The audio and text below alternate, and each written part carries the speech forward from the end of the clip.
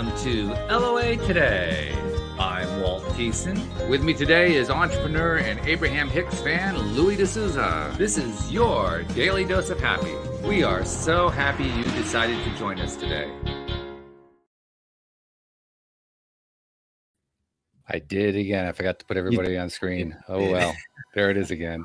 But yeah, thank you for joining us. And our friend Anne Marie is a little under the weather. She's dealing with a flu bug after the holidays, but we'll be getting her back in the next week or so. Happy New Year to everybody. This is our first show of 2023. And we are blessed today because Louis and I have a special guest. Now, this is like neo-positivity week plus a bit more, because we did 2 shows last week to finish the week, and he's joining us again today because of conversations we had last week. Because Neil, well, first of all, on the Friday show, we were doing all this stuff about sleep and dreams and all that kind of thing. And at one point, you expressed the opinion that you'd like to learn more about some of the more exotic forms of dreaming that we do and so forth. And I thought instantly about Louis because he's like the expert at out-of-body experiences and lucid dreaming and all that. So, Louis, have you met Neil before? I'm not sure if you guys have met before. Briefly, you did. Okay. Somewhere along the line. Yeah. So you're probably not going to hear a whole lot from me. This is going to be largely a conversation between Neo and Louis, but you know me, I'll always jump in anyway. So Louis, meet Neo. Neo, beat Louis. And Neo, tell Louis what you were telling me about, well, first of all, what you were telling me just now before we got started, but also what led up to this last week.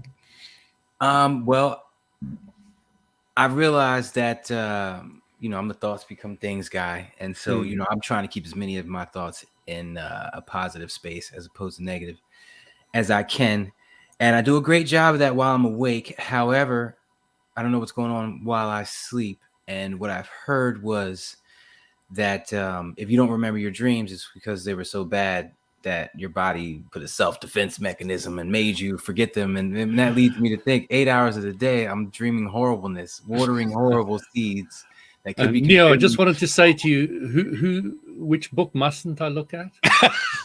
It was so long ago. No, this is word of mouth. It was so long ago. I don't even know who said it. But yeah, I would like to get some clarity on that and what exactly lucid dreams are, and specifically flying in your dreams, which is really custom to me because I'm obsessed with flying anyway, like airplanes, RC airplanes, real airplanes, paramotors, whatever. I'm all for it. So yeah, I was trying to place a lot of things, and I was just telling Walt before the show. I told him before that I heard that the amount of flight you can proactively do in your dream, I'm talking about up, down, left, right, not just gliding, like aiming and going there, is the equivalent of the abundance that you feel about, yourself and your life. And you can please chime in on that and tell me that's true. Last night I was able to fly more than I've ever flown. And I remembered a dream for the first time since November. So it's kind of crazy that I woke up to a message from Walt saying, "Hey, you come in to talk about dreams?" I'm like, hell yeah. So with all that said, start firing away. Answer whatever you want to answer first. Basic philosophy is where I'd like to start. And you said to me that you like to focus more on your positive aspects of your thoughts rather than your negative. But the basics that I like to put out all the time is the importance of negativity. Yeah, we did a nice segment about that. I think it was like November or beginning of December. I really got my first glimpse of really being appreciative for the negative things that have happened to me because they got me here. But on the same note, if I have 60,000 thoughts today, I'm going to want at least 30,000 and one of them to be in a positive nature, just for my over under. Because thoughts become things. You spend too much time in a negative headspace, you manifest a lot of negative stuff. So yeah, that's appreciating the negative is a bitter pill to swallow, but once you get it's actually pretty easy. I remember there was this guy, John DeMann. He he offered this free mentor course online, and I jumped on it because at that stage I was interested in just chatting to anybody about this stuff. And he started to mentor me, and he asked me, one of the tasks I had to do was to put something I was thankful for every day. So I wrote there, I'm thankful for the sunshine, the blah blah blah, my wife, family, blah. And then I said, no, I'm really thankful for this negative thing that happened because it woke me up, made me more aware. I started to understand things better. And he stopped me and he said, Louis, you're one of the very, very few people that have said to me that you appreciate the negative. And I wanted to tell you how great this is. And it's a tremendous thing that you've done, that you understand it and all the rest of it. And I really got it, and I've been using it for years. I just didn't understand with clarity what it was all about. So, with Abraham Hicks, you really learn that the negative, you come down to the physical universe and you've got this contrast going on the whole time, positive and negative. Okay, so when I was young, I used to say, I know, because from the age of 8, I was really passionate about understanding what the hell I was doing here. I didn't want them to teach me maths or history or biology or science. Or, what am I doing here? And then I'll study maths, history, biology, science. First, okay. But nobody was interested in me or what I was asking. And I said to Mom, when at the age of 8, I said, Mom, what is truth, love, and God really about? And she said, huh? And I realized I had to find out for myself. Nobody was going to tell me, not even my parents. They didn't know. So it's been a journey for me to really understand that. And I understood that with clarity, even at the age of 8, that without light, there'd be no darkness. Without up, there'd be no down. Without the valley, because I lived in the mountains, there'd be no mountains.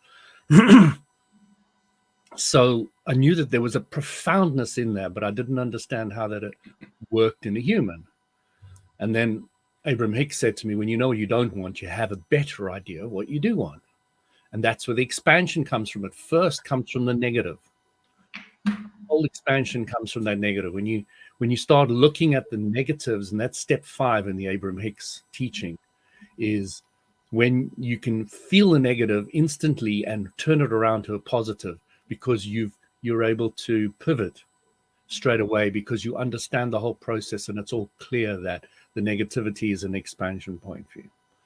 Okay, so I wanted to bring that up going into dreams and all the rest of it. So basically, how you think about it all is how it's going to affect you, isn't it? If you think that if you're having flying dreams, it's all liberating, then that's what's going to be for you. If you're thinking that, thoughts become things, absolutely. If you're thinking, what somebody said, which you brought up, then it's going to come into reality in your dreams, in your life, in all over. So, make your own reality when it comes to dreaming is what I'm trying to point out here. If you start studying all the gurus and the yogis and all the stuff, which I've always gone to for my enlightenment, because looking at the whole planet on this planet Earth, the Southern Indians have been the ones that have really spent huge amount of time, effort, and inclination and direction into understanding what we're doing here and how the world works. They've just done it. And the West is now eventually catching up and proving all those things that the yogis have been saying for centuries. So they said that, out-of-body experiences is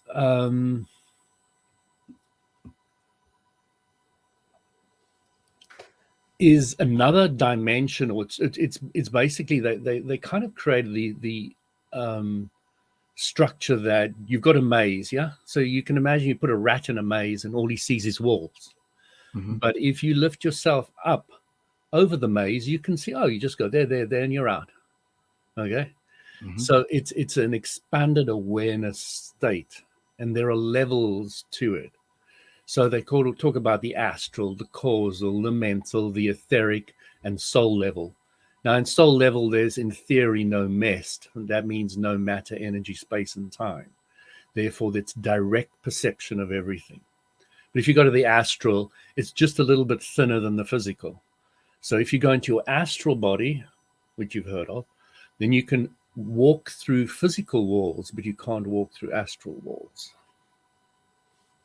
Okay. If you go to the etheric, you can walk through astral walls and physical walls, but you can't walk through etheric walls, etc., etc., etc. So until you get to soul level or source level, which is pure positive energy, where there is just direct awareness and understanding and just clarity. So most of the, from my limited understanding of what they've taught, they say that most of the religions kind of stop at the mental realm.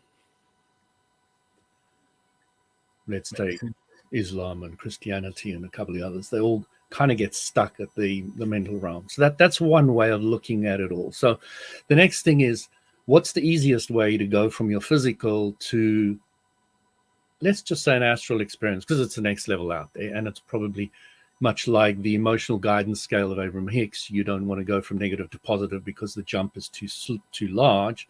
So you go from depression to revenge, and from revenge to rage, rage to frustration, frustration to I don't care, and I don't care to hope in the positive scale. So you want to go, let's say, from the physical to, you want to go to the next level, which is, let's call it the astral. Mm-hmm. So you're practicing to get to the astral. How do we get there?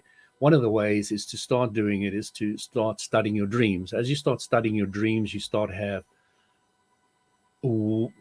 becoming aware when you're dreaming that you're dreaming.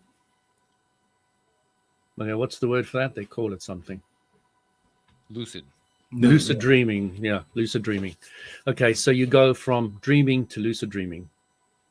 Right, so that's the next phase. So the study of dreams has been taught by many of the spiritual cultures out there, and there's a reason for it, because it helps you get out of the maze and start having a look at the bigger picture.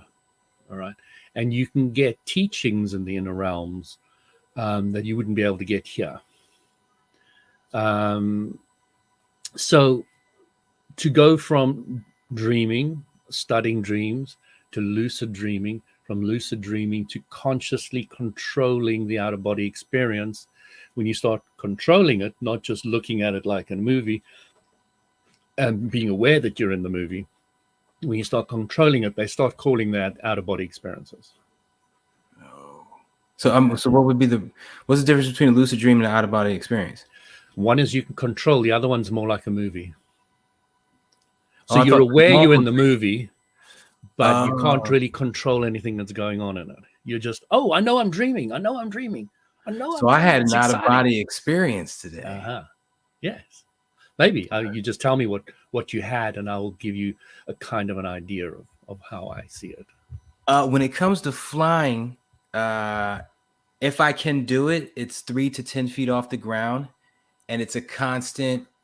I want to go higher, but I can't. And then I start to lose confidence. Like, damn, am I going to touch the ground? And then I start to go down. And then if I can manage to push up, I don't usually get higher than that. Today, go ahead. So I wanted to tell you about how I started, and I think you'll start seeing the similarities. So in the beginning, I did that. I started studying my dreams. Okay. Then I started becoming aware of my dreams. Then I started having my first out-of-body experience. The first out-of-body experience was I was lying in a bed that was really high up. You had to climb up on a ladder. And I, as a student, I had a bicycle as my form of transport. It was parked in the little passageway. And I became aware that I was going head first down off my bed. And I was saying to myself, I hope to God I'm not in my physical body, because this is going to hurt. And then I zooped around the corner. And as I zooped around the corner, there was my bicycle. And it had 2 reflectors at the back. And they were so bright in the astral that I got such a shock. I woke up in bed and my heart was pounding and I was all shocked and all the rest of it. So that was my first conscious out-of-body experience. Then I had many other learning out-of-body experiences where I was lifting myself up and going through the arm of a chair, just floating through it. And I was doing Tai Chi in my dreams, because I was doing Tai Chi in the real life as well. And Tai Chi is a great way to help you out-of-body experiences for some reason or other. I don't quite know why, because you land up, when you start dreaming Tai Chi, you start having out-of-body experiences. There's a link there. Okay, Oh, so I was having all these little running. I was doing Tai Chi, and then I was running, then I was jumping, and then I was falling, and I was flying a little bit, and not flying a little bit, and then all the rest. So, and then I was floating through chair. You know, the arms of the chairs. I was trying to be perfect and go through the arm of these chairs and things like that. So there was loads of experiences of waking up with my heart pounding because the leaving of the body, there's a fear aspect to it, and because out of body experience is also called the little death. really? Yes, because it is a little death. It is dying from one level of consciousness and going into another level of consciousness. So there is a death involved. They talk about the silver cord. So there's a cord connecting from your physical body, from kind of your solar plexus, to the astral, causal, mental, etherical soul body, which when you want to come back, it follows the cord back, goes back into the body. Okay. I've seen the cord before. I've seen my body from out of body and look down and blah, blah, blah, blah. So, you know, these things are perceivable. So it's really interesting because the study of dreams, the way I've kind of come to understand it is they are not necessarily prophetic. They're more showing you where your thoughts are. And if you break everything down in the world to vibration, they are you becoming aware of vibration. And if you look at the physical body, your physical body is a vibrational interpreting machine. Do you get it? Okay, that makes sense. So your eyes see different colors are different vibrations. Your ears hear different sounds, they're different vibrations. You feel different textures, they're different vibrations. You taste different tastes, they're different vibrations. So you've got these 5 physical senses. So your physical body is a vibrational interpreting machine. I like that. Okay. Right there. So what is happening here is you are now taking your consciousness and you're tuning it into a different vibration. Okay. So you'll notice very clearly if you become very aware and start playing with the outer body experiences and soul travel / astral travel, you'll start realizing that going from the physical to the astral, there's a much faster vibration to it. You are vibrating at a much higher frequency. And as you go to the next level, it's a much higher frequency. And as you go to the next level, it's a much higher frequency. So there's a lot more to say about the realms and the different vibrations. In theory, there's somebody who makes sure that you don't leave this realm and go to the next realm. And there's like policemen at all different levels. So that's, you know, there is Which, by the way, I don't know if you knew, Louis, but that's actually appropriate because Neo is a former police officer. All right. Yeah, you have those ones in the physical as well that try and make rules, try and work with the structure of rules that society has put down, which are, and I don't know if you saw this when you were doing it, Neo, that they're flawed on many levels. Oh yeah, the laws. I don't agree with most of them. Exactly. So it's interesting if you can start working out for yourself what laws you are prepared to obey. Most of them would have nothing to do with the physical, the ones that society has made.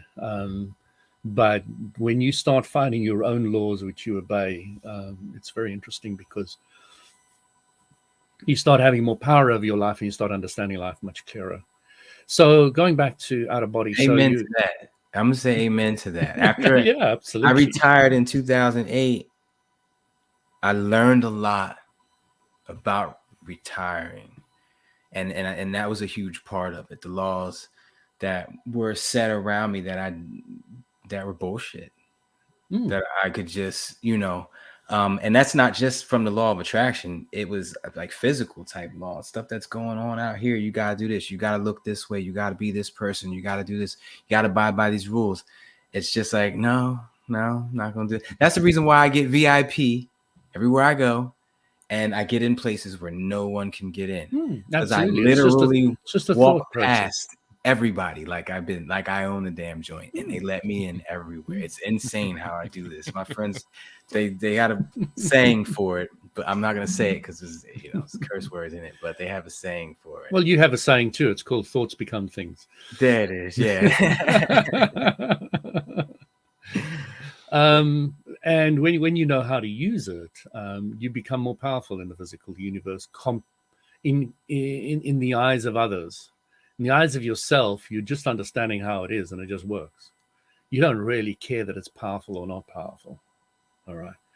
Because when you get trapped up in all their idea that it's powerful, then you start seeing the not power of it and all the other aspects. Yeah, the feeling of lack. Yeah. Hits me. Yeah, and I don't like the lack feeling. So, I love the lack feeling now because I understand what it is. It's an expansion. And therefore, there's nothing I don't like anymore. So you can throw anything at me. You can criticize me. You can do what you want to me. And I will say, oh, good. If I get upset or distraught or anything about it, you're teaching me something. You're my teacher. That's the first thing that comes up to me is like, yeah, you're going to teach me something. I'm getting so excited. I gotta get there because I love my toys. Me and Walt talk about this all the time. I love my toys, man. And when I want something, I want it, and so yeah, I definitely got to get to that headspace to where I can see lack as a good thing. Yeah. It's very, very, very powerful. And it's centering and harmonious and peaceful and powerful, gently powerful. Yeah, hold on. Before we get back into the dream, we need to dive into that. So what would you tell a person like me who's looking for that but just doesn't know how? Haven't read any books that keyed in on that. Keyed in on what? On appreciating lack, being able to appreciate lack as a learning tool or whatever. So, the important thing to understand is, how does the universe work? The universe works, in the physical universe works on polarity. And contrast is the word we use for polarity. Contrast is your teacher. When you know what you don't want, you have a better idea what you do want. That's the negative and the positive. All right, so you gotta give me an example. I'm obsessed with this Lamborghini, and I've been wanting it my whole life. And as much as I know I don't need it, and when faced with an opportunity to buy one, I actually, went for the 4-seater because I got kids. But it's just a desire. It's burning. I know I'll have it very soon. It's just I want it now. And there's a couple things like that. So how would I work my way through that when I think of the Lamborghini and the lack feeling strikes? Like, how do you get it? Okay, you got to go here, do that, talk to this person. It's going to cost this much. Like, before all that even happens, I'd like to not eradicate, but find a way to get through the whole lack feeling in the beginning before all the narrative comes in of how I can get it and what needs to take place. There's so many places I can go with this. The first thing is, Abraham Hicks would say to you, if you wanted to prove the law of attraction to yourself, start with a pencil. Do you care if you've got a pencil or an extra one or not? Do you? No, not at all. How much resistance to getting the pencil do you think you're going to have then? None. Do you feel what that feels like? Now feel what it feels like with a Lamborghini. A ton of weight just hit on my chest. Yeah, exactly. So what we're looking at there is, Abraham Hicks will say, it's as easy to manifest a castle as it is a button. For the universe. It makes no difference to the universe. The universe can do either. The only difference is your perception. Okay. So I would say go from the pencil to the coffee. And go from the coffee to the meal. And go from the meal to the small car. Go from the small car to the medium car. Go from the medium car to the bigger car. Until you get them one at a time, or just visualize them one at a time. Find something that you got almost no resistance to and manifest it. Doesn't matter what it is, where it is, but get used to the fact, it always manifests. Now you've already got some of that vibration with you. I can walk into anything. I can go anywhere. I can pass any queues. You know, I can just get there, and everybody's got a name for me. Yeah, you've already got the vibration, but you haven't turned that into a Lamborghini. Okay, a Lamborghini's still a big thing, and it's a big thing. Why? I mean, the universe doesn't care a shit if he gives you a castle or a button. So, why is this a big thing for you? And the big thing is, you know, you eventually get to the stage, Neo, where you say, I don't care if I get a Lamborghini or the most expensive car in the world. It doesn't mean anything to me anymore. And you'll be able to manifest them easily. And, you know, some of the gurus can just manifest gold in their hand, you know. It's nothing for them. It doesn't mean shit to them. So they can manifest it like this, you know. So when you take away this great need to get something that society will recognize, blah, blah, blah. And I think you did get somewhere. You Richard Branson and you, what? I saw a picture. No? I think it was Dan Mangano. Oh, that's Dan. That's Dan. Yeah. Okay.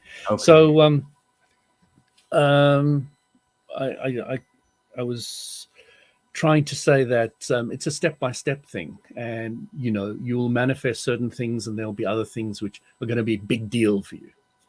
So you really need to go from step by step. Now, you understand the emotional guidance scale, yes or no? No, I never heard it, probably, but I never heard it put in that phrase. Okay, so Abraham Hicks will say to you that you can't go from depressed to happy. Oh, going in between. Okay, yeah. Yeah. So you need to go up the scale. Now, when you start to manifest things, you need to go up the scale. You know, my last car was a Jaguar. Now I've given that up, and I've got the brand new Kia Niro. Almost Neo. I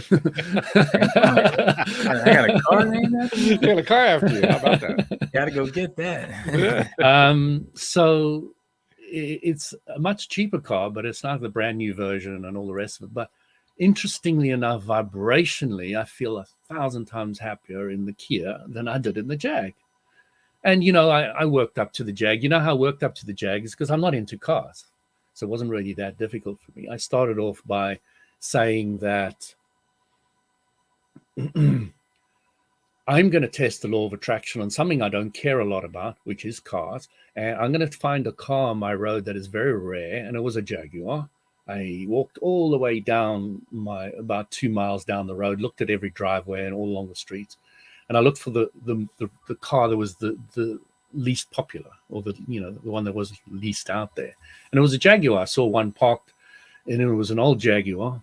It was parked in there, and I saw, hey, there's one, and then I saw one other. So on a 2 mile walk, I saw two Jags, and I thought, okay, so I remember from a James Bond movie that they had this Jaguar as a James Bond, so this is like a cool thing to visualize. So over the year, I started focusing on just Jaguars, and I started seeing more and more and more Jaguars. And I reckon they should give me a percentage of all the sales of Jaguars, because now there's shitload of Jaguars in my area. And I reckon it's because of me. Yeah. Because I had this huge appreciation for these Jaguars. That's pretty cool, though. I mean, if you can find a way to collect that percentage, let us know. I mean, that would Exactly. be great. I'm gonna need that. Exactly. Need that. My neighbors keep popping up with my toys. I need that. So, eventually there was the closest car to mine parked out the back was a Jaguar. That's how close it got to me. And eventually I thought, well, why don't I just visualize having one?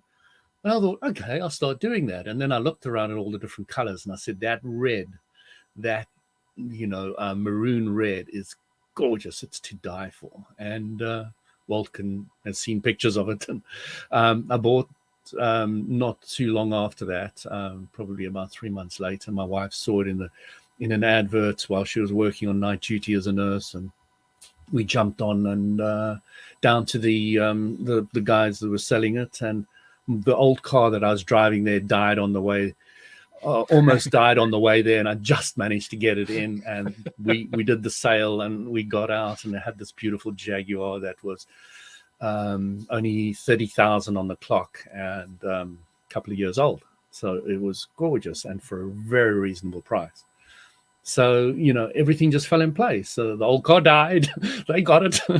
We got the new car for a very good price, etc. So, You know, And by the way, everything- Neil, something I got to tell you too, because the part that he's kind of skipping over here, but was a big part of the story, was when he told us here on the show about how he'd acquired the Jag, and he just told the story again, and he described how he felt about it at that time.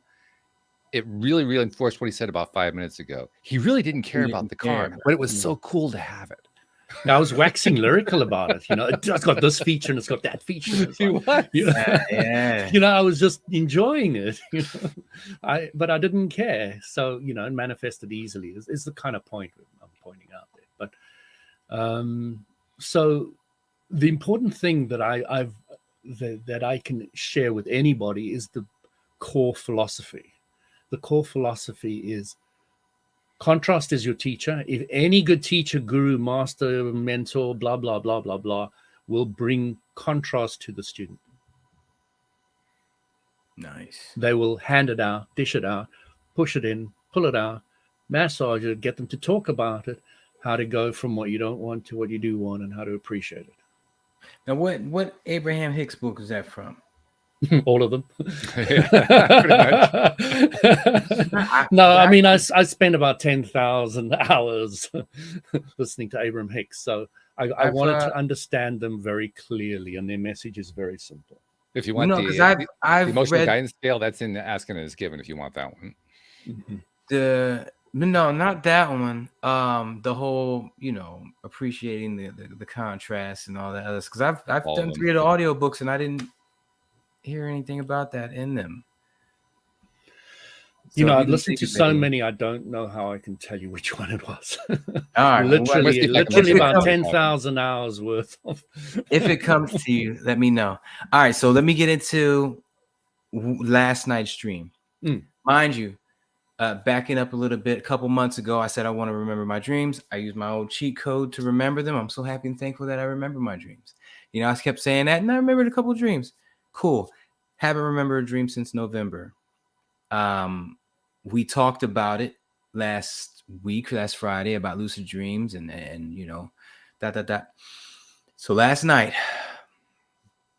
I wake up around 10 o'clock this morning, and I like to lay in bed and kind of just fall back to sleep sometimes if that's what's going to happen. And so I did fall back asleep, and I ended up flying. I don't remember how I started flying. I was just in the air, and I noticed that I was able to maintain it because, like I said, when I think how long is it going to last, or can I go higher, and I try to go higher and I can't, I'm like, oh man, then I start to go down more, and I'm like, go up, and I go down, and I touch the ground. I'm like, all right, let's try it again, jump a couple times, and I can't get it. Then if I can get it, I can't go above like 3 to 6 feet. This was different. I was if you think like a 2-story apartment complex, I was at the height of one, actually flying through a 2-story apartment complex and over some buildings.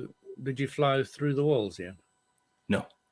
Okay. No, I made sure to go over because I never even thought about flying. So I would go over and it'd be like a grassy patch like you see in apartment complexes.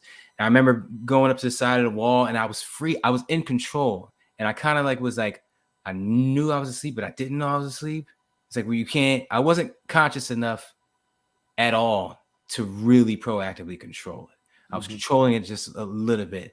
And I remember I went close to the building and I spun around and like a little and went. Now, here's the thing. Two things that really stood out to me. One was when I tried to go up higher, I wasn't getting it. I said, come on, I'm at 2 stories. Let's do this. I wasn't getting it, got scared, went down. And I noticed I turned my head right and I went right, turned my head left, went right. I said, well, where I'm turning, I'm going. And I said, well, just look up. And so when I looked up, there was this tree in front of me. It was the largest tree that I've ever seen that you could even imagine. It was huge. It was like a bright light coming from behind it. I looked to the top of the tree to go to that height, probably 10 stories high, or probably 8 stories high. So I looked at the top of the tree to go towards that height. I didn't start flying towards that height. Something happened and I went straight up. I turned straight up and went doof. And now I'm almost at the top level of this tree. And I look over and from the ground, there's a hill going up from the tree, and then an apartment complex there. So now I'm at the roof level of that 2-story apartment complex. So though I went up way higher than I was up the hill, so I went over there, went over that building, and in the grassy pasture, I would see, for some reason, 4 dinosaurs back to back in a circle, like around a campfire, but there was no fire, just back to back in a circle. And I went, it was a Parasaurolophus, and I went down, what is that? And I saw, whoa, I don't want to land there. I went over that, went over a couple more buildings, and every time I went over a building, I would see a layer, like grass, because that's how it normally is around here. But there would be 4 dinosaurs facing each other in a circle, different dinosaurs in every one. So I don't know what the significance in that was, but I was very happy that I was able to control my flight, because I'm obsessed with flying. I have flight simulators, and I'm a pilot. So I was very happy for that reason. Plus the whole, I was taught that, your abundance level can have is equal to how much you can fly. So yeah, that was pretty much it. The tree with the bright light. I did notice another thing too, and you can tell me if this is true. When I fly an airplane or a paramotor, I can see everything, and there's so much detail. In this dream, once I got so high, I couldn't see far away details. It was just white, glowing background light. And I was like, maybe because my brain doesn't want to have the capacity to put up that much detail as background, because background is a lot of detail. That's the hardest part about making a video game, is the background, the walls, the buildings. So yeah, anything you can pull from that, please.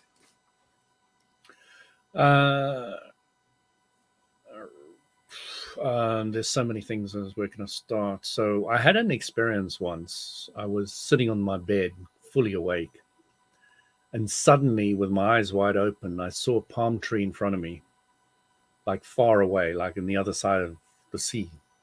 And then I started zooming in on the palm tree and zooming in, and the water was rushing towards me, and I was zooming in and zooming in and zooming in until I could see a tiny part of one little bit of a hair on that tree. Nice. So your ability to zoom in on anything is there if you kind of believe it. Okay. And in the beginning, it's such a wow experience that, once you've had an out-of-body experience, you're under no illusions that it is something amazing and that it is an out-of-body experience. So everybody goes, oh, you're just hallucinating or whatever. And these guys that take drugs and hallucinate, those things are real to them when they're experiencing them. They're real. Mm-hmm. So, as much as anybody says it's hallucinating about it, it says, yeah, maybe I was hallucinating, if that's the word you want to use, but it is real. It's really real.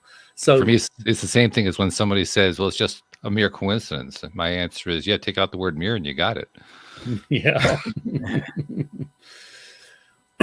So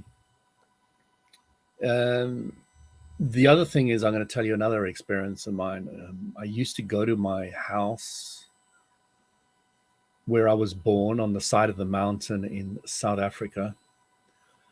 And I used to fly in there and come down. And outside the French windows was 2 items. There was that old granny's chair, which I burnt as a kid.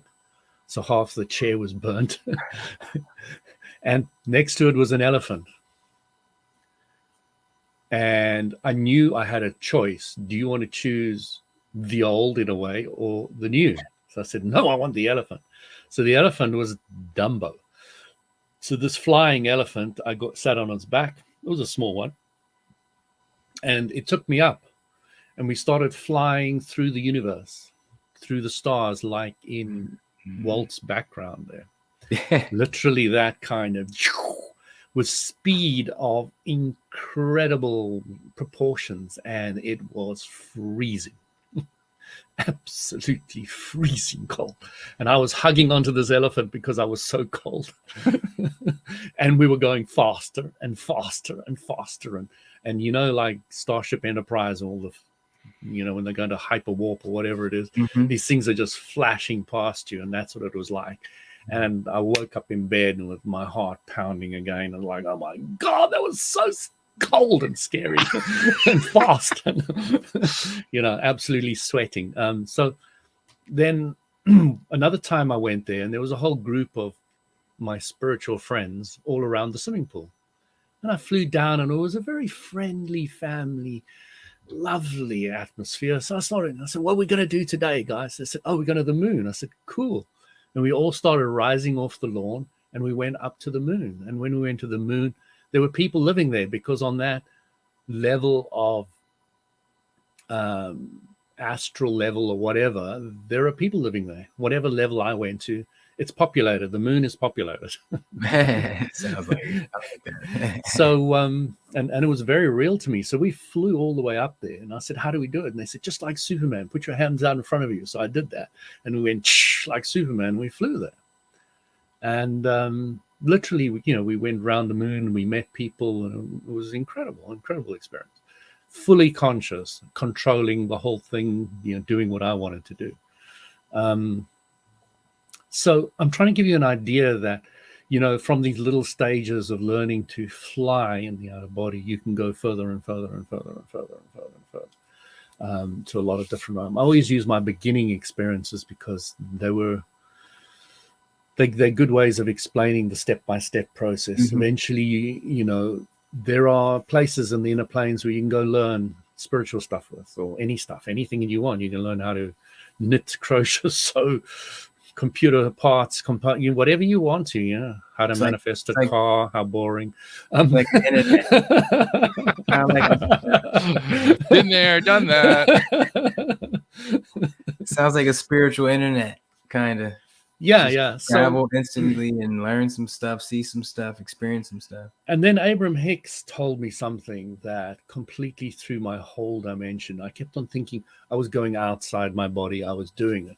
But I started realizing that this is a vibrational interpreting machine, and all you're doing is you're tuning into different vibrations, like a radio station. Oh, let's go to BBC One, or let's go to BBC Two, or let's go to Kiss FM, or whatever. So you're just tuning your awareness into different vibrational areas. You can tune yourself in, Abraham Hicks would say, into, say, Gandhi or Einstein, and then you can start downloading the information that is in that area of vibration. You can tune into the station of Einstein and start understanding what he understood. So you start looking at it from a completely different perspective, as I'm traveling there, or I'm just tuning the moon into where I am now. So how would you coach someone on getting into these dream states, as opposed to just going to sleep and not remembering nothing when they wake up? One of the things you can do is, at a certain stage, which phone apps can now tell you, you get the REM stage and you get the alpha stage and all the rest of it. And there's a certain stage where if you wake yourself up during that stage, or you set an alarm or something, you will remember your dreams easily. So you can alarm yourself to wake up where you will be able to remember the dreams easier. So you can go study all that as well. I don't like forcing myself awake, so I learned many years ago to program myself to wake up whenever I want to. And I can go to sleep whenever I want to. There is a provisor. I need to be tired. I can't go to sleep if I'm not tired. I'm not interested in going to sleep if I'm not tired. I want to be awake. I want to live in this world. I came here to play in this world, so I'm not going to go to sleep. And as you become more and more spiritually aware, more you speak to the yogis, or you look at the yogis, they sleep less and less and less, but they tend to meditate a little bit more. Okay, so what you find out is what Abraham Hicks says sleep does, very interestingly enough, he says it freezes your vibration. So when you go to sleep, you stay at that vibration until you wake up, and then you'll continue at that vibration. That's why they strongly recommend you go to sleep happy. And then you'll wake up happy, because it freezes that level of vibration for that period. So I'm not 100% sure how much I agree with all that, but it's an interesting idea that if you go to sleep happy, you'll wake up happy. Always solve your marital problems before you go to sleep. That's got different complications with it. It does.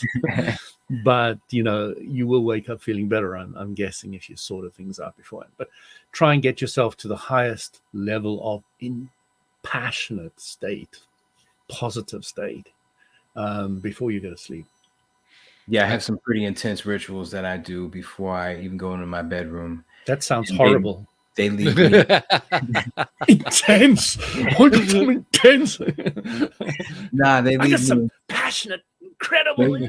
They leave me in such a great headspace that I'm excited when I lay down, and I'm like, I'm never gonna get to sleep if I'm excited. But I fall asleep pretty fast. But sometimes I'm so excited that I'm like, oh man, like this is crazy. As I'm walking into my bedroom, I'm like, yo, I'm ready to go. I can't wait till tomorrow. So yeah, I'm a huge fan of putting yourself in the right mindset before you lay down. I also want to throw something else in too, because you mentioned, Louis, you weren't 100% sure if it's true that the state that you go to sleep in is the state that you wake up in. And I remember experimenting with that.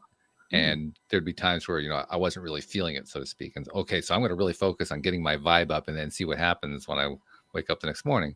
And so I get my vibe up, so forth, and then I'd go to sleep and I wake up next morning I would feel like crap. I said, well, that proves it. And then I thought about it for a moment. I said, oh, wait a minute. After I got my vibe up, just as I was getting ready to go back to sleep, I went right back to where I was before. So actually, no. I did all that work and I didn't actually stay there. Yeah, I wouldn't agree with that at all, because I've gone to sleep in a crappy mood and woke up on top of the world, and vice versa. I've gone to sleep really excited and woke up just feeling like dirt. I wouldn't really. The other thing I highly recommend you play with, Neo, is when you're going to sleep, try and remain awake for as long as possible into that state. Oh, I like doing that. Yeah, I didn't do my purpose in doing that is because I've always wanted to experience falling asleep. Like I can't remember falling asleep. That's and so good enough reason for it. Yeah, so nights that I'm really, really tired, I'm like, I'm gonna stay up as long as I can. I want to feel this changeover. I want to see and I still haven't, but I don't know if you can. I went through a phase of doing that, and I was very interested to see what happened to everybody when they went to sleep. So I used to go over the little town that I live near, and I used to float over it, and I used to wait for everybody to go to sleep and then watch the bodies float out of the roofs of the houses. And I used to sit there and watch all these things and the different states they were in and what they were aware of and what they weren't aware of and where they were going, what they were doing. And also you can find your partner that way as well, because you can go out there and you can see who's a vibrational match to you. And then you can get drawn to them, and then you can find out where they live and blah, blah, blah, blah. Well, if you ever want to try this is the greatest thing. I tend to fall every night from 2 minutes to 2 o'clock in the morning, midnight to 2 a.m. I'm doing some kind of meditative, proactive manifesting, some visualizations, whatever. That's my gym time for my mind, those 2 hours. And usually in the last half hour, I'm on my recliner. So if you want to do this sleeping thing, because I fall asleep in my recliner a lot, and I wake up and I'm like, all right, time to go to bed. Do it in a situation like that, because I was tired. It was like 1 a.m. I lay down in my recliner and I was falling asleep. And so when I woke up from that at 1:15, I got to try it again. And then I woke up from that at 1:25 and I got to try it again, try to experience the experience of falling asleep. So if you do it in your bed, you're probably only gonna get one time because you're gonna fall asleep, unless you go pee in the middle of the night. But if you want to do it multiple times and make a study out of it, I'm obsessed with studying things like this. Do it on like a recliner, somewhere you're not supposed to go to sleep, and do it a little early so you can have a couple passes of, waking up, try it again, wake up, try it again. It's dope, though. I love studying stuff like that. Now, Walt knows this, but I've done a lot of work with energy of the body. Called Jinshinjutsu is the art itself. You can look it up on the internet, jinshinjutsu.net. Jinshinjutsu. JINSHIN. You can find a number of episodes on the LOA Today site too, where we did it. Yeah, many conversations. Okay, cool. Astrid came on and talked about it a lot with us as well. my sister-in-law. So what I will do is I'll just hold here and hold under my bum, and this is the janitor, which will clean and detox the body. And I'm sitting there on the left hand, on the same side of the shoulder, down on that side of the bum, under the bone. That's where you're doing it. So this is the janitor. This is the 1125. And this will just start cleaning out, detoxing the body. And I'll hold it there and I'll start feeling relief, release, relief, release. And then I'll hold another point, relief, release. Then I hold my spine and another point, and that I know works particularly well for me at the moment. And you just get this relief and release, and spine starts turning and twitching and clicking, and tears stream down my eyes from a relief and release point of view, not from any emotional point of view. Nothing to do with emotion. But it's quite common that you'll have tears coming out. You yawn a lot. And these things happen. And as the body aligns and balances, and then you just feel this deep, gentle, beautiful relaxation. And then to get into that dream state and focusing on that, you really have to be more aware, because it's easy to fall asleep at that stage. Yeah. So you've released the body and you brought it into a bit of balance. I always hold my inner thighs, cross over like that, hold my inner thighs, and that helps any burping and farting. So if there's a little bit of air in my stomach or my or my anus that needs to come out, it sorts both of those out, pushes the one up and the other one down. So then, I just align my body at night, and I do all these things so naturally, I even forget about it, talk about them to anybody. I'm doing them for years, By the way, when you were describing that janitor holder, whatever you called it, I'm thinking to myself, my God, that's how I go to sleep when I need to relax. I had no idea I was doing a hold. This is the thing. You see the people on trains, holding, this part here, which is your stomach area, and holding some other part of their body. And I thought, that's the stomach flow they're doing there, And the stomach flows helps the thinking and the digestion of the thoughts as well. So when you work on the stomach flow, you're helping with the digestion of your thoughts,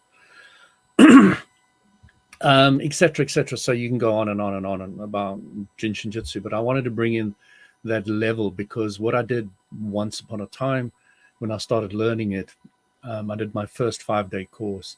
After that, I just worked on myself every evening, because you can work on others as well with it. But I was mostly focused on only doing it on myself. So I was very skilled, and still am skilled at doing it on myself. And I woke up at 4:00 every single morning, bar none. And I was working 9 to 5 in blue collar London. So I was waking up at 4:00 in the morning, doing 2 hours of this energy work, getting so incredibly relaxed, because I had 50-cent piece, no hair in the head. My back was so painful that if I bent my head to get into the car, I'd literally crying. I had bags under my eyes and blah, blah, blah, blah, blah, blah. So all of this was starting to relief and release and getting it out of my system. So I had this beautiful 4 to 6, I did Jin Shin, and then from 6 to 7, and I never, ever put an alarm on anything. This happened automatically. I just did it. It just happened. For a year, I did it this way. And from 6 to 7, I slept, but it was incredibly delicious sleep where the dreams were incredible, absolutely out of this world, vivid colors, sounds, out-of-body experiences, lucid dreaming, blah, blah, blah. All of that was during that phase in my life. So there are levels and levels and levels you can go to. And one of the things I'm working on quite a bit at the moment is breathing. Oh, yeah. There's something called the 4-7-8 breath. Oh, yeah. I do that. You've heard the Van Hoff guy, the Hoff guy? Wim Hof? Yeah. Yeah, Wim Hof, yeah. Inhale for 4, hold for 7, exhale for 8. Yeah. Yeah. So the big thing about him is he teaches you to appreciate exhaling and holding an exhale. Mm-hmm. Most of the breathing techniques are holding an inhale in some shape or form. But he teaches you to appreciate cold. He teaches you to appreciate the exhale. as opposed to the inhale. And it's very powerful. It's like getting to that point that I got to with understanding life, is appreciating the negativity and respecting it and understanding it's an expansion point and not looking at it as anything else. So that's what Hofgai is doing as well. So that is so powerful. You know, you got this deliciously relaxed feeling in your body as you're going to sleep, and you've done these breathing exercises, and you're just, could life be any better? Just, you can't. You know, it's just. You know what? Breath work is a perfect example of appreciating the negative, because it is absolutely necessary for you to exhale. Absolutely. To the point of no air in order for you to inhale again. It's necessary. And we do it so many times and just take it for granted or whatever. We don't think about it. That's dope. Is there any association that you've learned between flying and abundance? Like what I said, how the amount of proactive flying you could do, not just floating, proactive flying you could do is equal to the amount of abundance you feel about your life.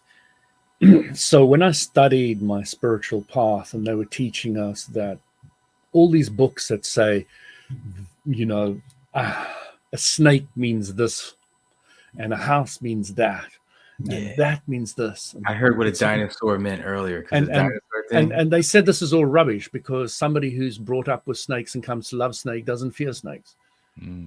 Okay, so the whole idea again, it's what do you believe?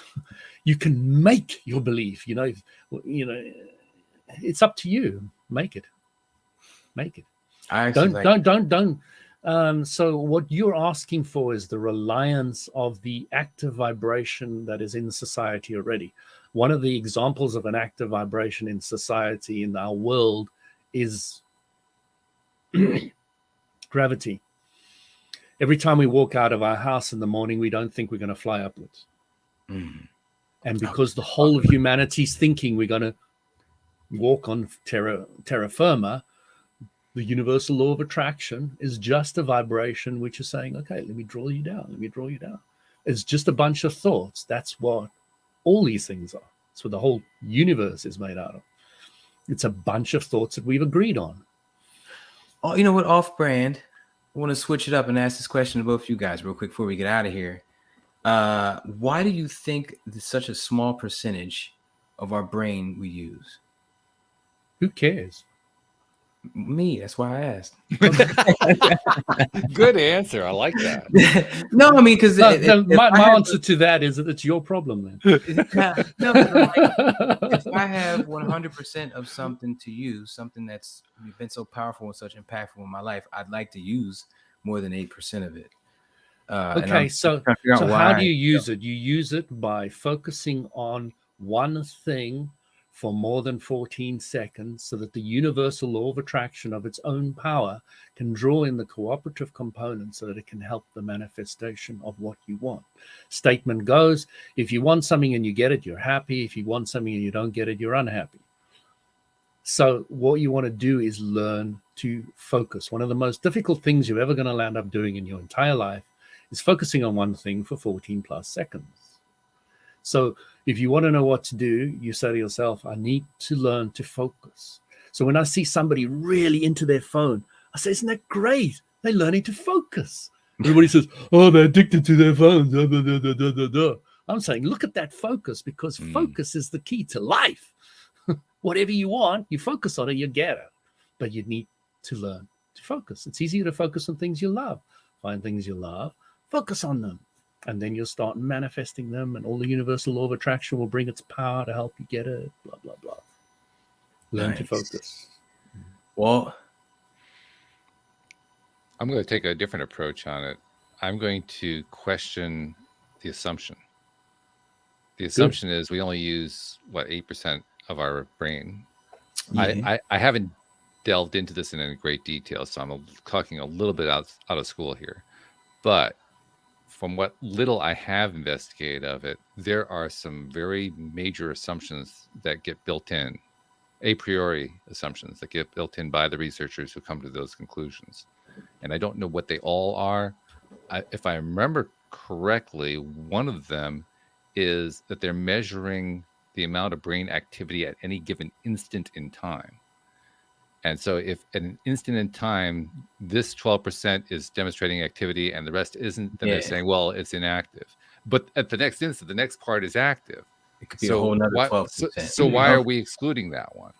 You know, it's like, Okay. why aren't we seeing an electrical field just taking over the brain all at once? Is kind of what they're saying. And I'm saying, what? What are you talking about? That's kind of like asking the computer chip to fire all ones and zeros at the same moment and make that be some sort of a super new program. That's not the way computers work.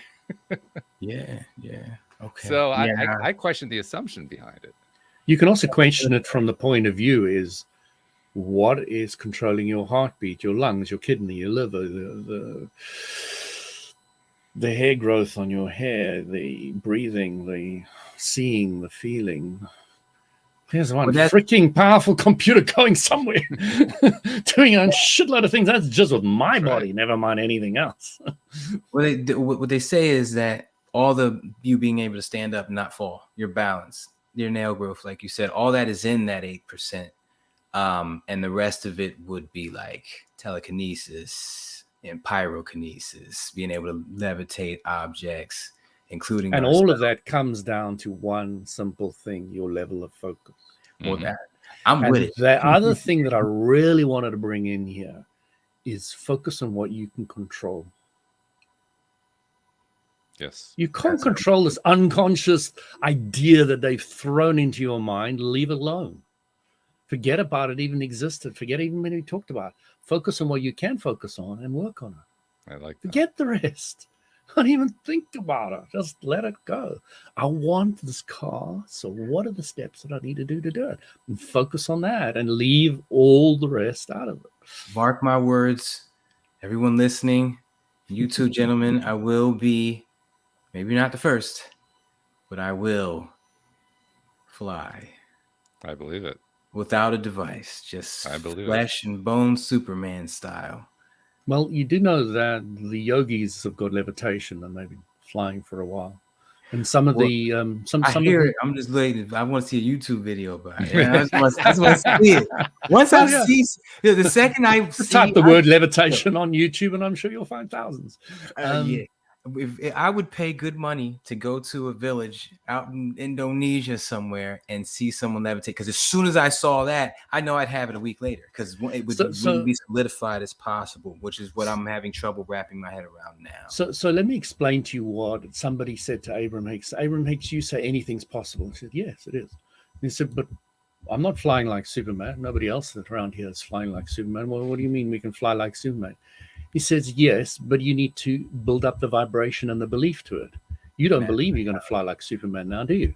No, I don't. So, of course, from the universal law of attraction, from everything we've taught you, you wouldn't be able to fly like Superman. That's just the way it is. So why don't you start, and this is their recommendation, why don't you start with out-of-body experiences? A lot of people have had those. That's what today was. Exactly. And this is why I bring it all in here, because this is the step-by-step process. And then Abraham says, when that first person can fly, then somebody else will see it, and then somebody else, and then everybody on the planet Earth will be Superman. We'll all be flying, you know. So the world will be different. The less world will carbon be different. footprint. Exactly, you know. So it's a journey for us, and I had some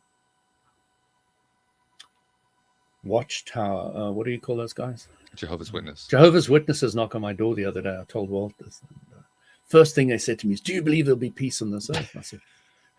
I said to them, "If you believe there'll be peace on this earth, then you do not understand how the world works at all. You don't understand anything about life." And they looked at me. "What do you mean?" I said, "Well, even your prophet, your son of God said there'll be war on this earth till time immemorial." Those exact words translated. And so even he understood that there'll never be peace on this earth. Yeah.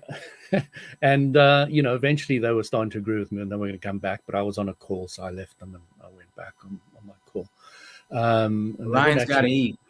Lion's got to eat, and he's going to chase that. I was trying to point out to them that importance of negativity and how it helps you expand and to understand the concept and to appreciate it and put it in your life and live it. And then because I've been in Austria on holiday now, my niece was looking at she bought a book because she was watching all these things on YouTube about this guy is talking about how the world works and how, Big Bang Theory and blah, blah, blah. So I said to her, and does he talk about God? She says, well, kind of. I said, where is God? And, she goes back to her religion thing and eventually comes to me and says, he's everywhere. So, Oh, nice. and I said, oh, that's good, because that's what they teach you. It's omnipresent, omnipotent, and omnipotent. That's what Christians, or as a Catholic, I was brought up, that's the way it is. So I said, if God is everywhere, then you're God, aren't you? No, I'm not God. I said, but then I'm God. I said, no, you're not God. I said, this table's God. That's right there. That's how you get Yeah. whipped. Louis loves stirring pots. You gotta know this about him, Neil. He just loves. That's not stirring pots. I'm talking my truth. I know you I'm are, not, but I'm it's not still trying stirring a to. pot. That's their problem. And I love the fact that you stir pots. I think it's great. So she was looking at me and said, "Well, I suppose so." And then her brother says, "I said, where's God?" And he says, "Oh, it's between the earth and the universe."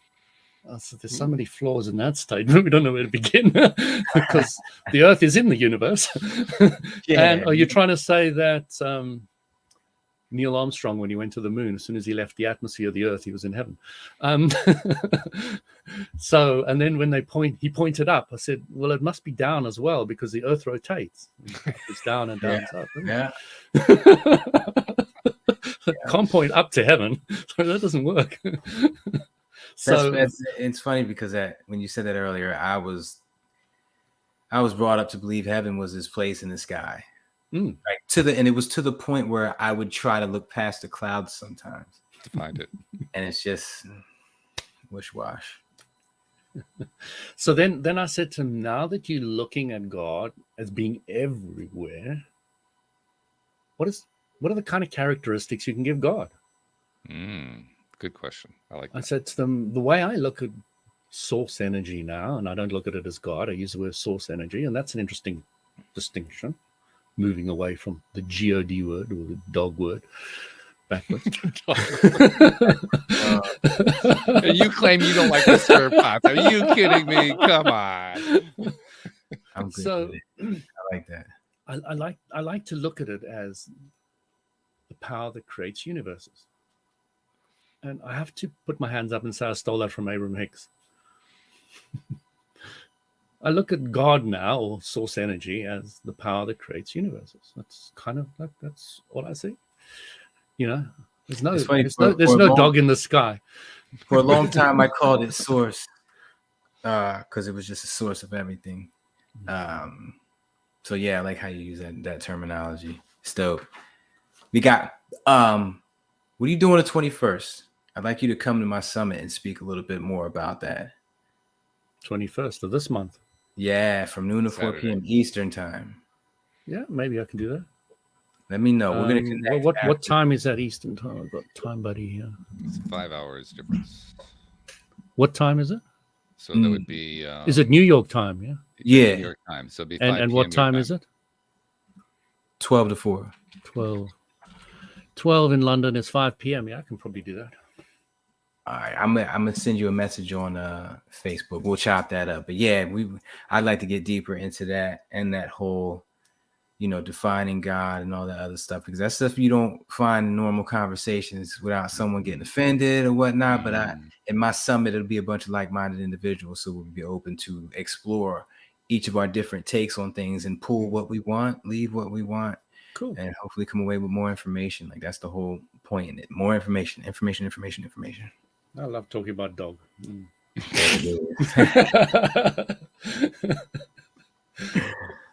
I love it.